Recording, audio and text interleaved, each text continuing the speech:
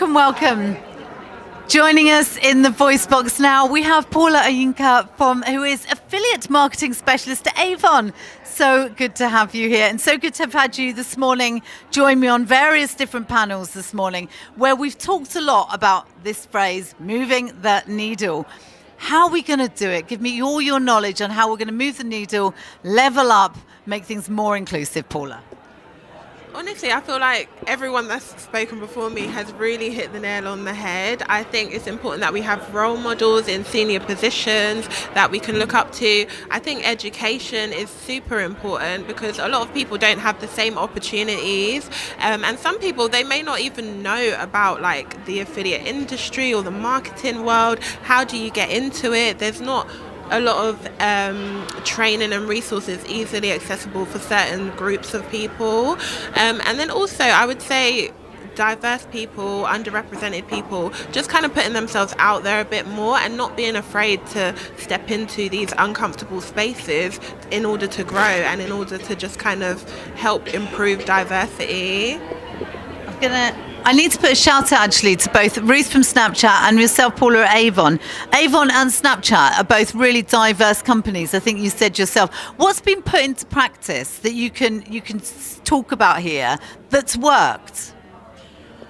I would say that's quite a tough one. I think one thing I like about Avon is that there's just a lot of opportunity. I think one thing that is very clear is when it comes to hiring for roles, it's kind of like they're open to actually looking at people's CVs, and it's not necessarily just hiring people based on who knows someone within the company. And I think that does make a big difference because a lot of people know that when it comes to a new job opportunity opening up in a company, sometimes the job spec or the role that's been put out is kind of just to show that we did put the role out there, but there's already, people lined up for the position because internally someone might know someone else who's a good fit for that role. So I think just actually opening up, bringing in people who maybe are from outside the company, looking at the credentials on paper and interviewing people who have the experience that are not just known by people in the company. I think that's really important. Thank you. So, yeah. I feel like we're only talking about problems you've experienced in your career. But I am curious to hear if you have encountered any roadblocks or anything like that along the way, and maybe how you managed to kind of push beyond them and push through them. I think, again, with me, like similar to Leanne, similar to yourself, I don't want to say there isn't a glass ceiling, but I think I'm the kind of person, like, I don't care if I'm qualified for the role, I'm going to apply for it. So I think that's just my mindset. It won't hold me back, but that's not to say that there isn't like a glass ceiling or there aren't roadblocks out there. I think the best way for people to overcome those kind of like barriers to certain roles is firstly just put yourself out there. Don't be afraid to apply for things, and I also feel like, again, just put yourself remove yourself from what's comfortable to you. Kind of broaden your circle, whether that's by building your personal brand on LinkedIn, connecting with people you might not ordinarily have connected with, just kind of creating opportunities for yourself. And I think it's easier said than done because I don't think the onus should just be on like women or on diverse groups to create more diverse companies. I definitely think companies need to be more aware of hiring diverse talent. Like the talent is there, like they just need to be open to looking for it. So we're making headway. We are making inroads. I still say it's a good time to be a female founder. Come on, be bold, be brave, be you, launch, leap. But we do need to shout louder. What do we need to shout louder most about? Again, I'm going to echo what Leanne said. I think education, like people need to have access to opportunities. It's coming from like a black woman myself. Again, I feel like I put myself in positions where I have access to these opportunities, but I can see how people within the same circles as me may not necessarily know where to start or know how to get into a certain field. So I think definitely organizations need to do more in terms of training people within their organization, but also externally, like a lot more training material out there. We've been talking a lot about role models, and I just wondered who are some of your role models, who are some of the people you look up to inspire you? Oh, this question's always hard, and I always say something cliche like, "Oh, my mom."